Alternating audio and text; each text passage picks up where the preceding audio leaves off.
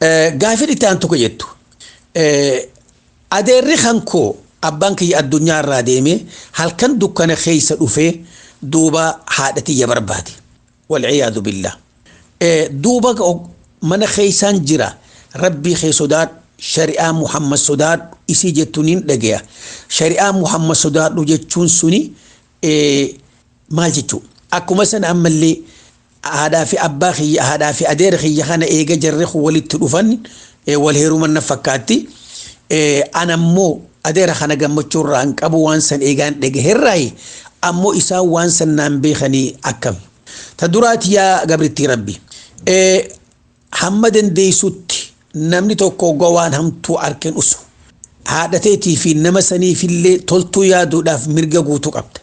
ammoo haate rabbi sodaadhu jechuun isiidhaa ka dhageeyse namni kunni kaan godhanne jechuu talammeeysaadhaa shari'aa nabii sodaadhu jechuun siidhaa ati ilma islaamaati shari'aan islaamummaa waan kana haraam goote nan tuqin jechuu tanaaf jecha yoo jarri suni kan gartee haaluma sanii walitti hafanii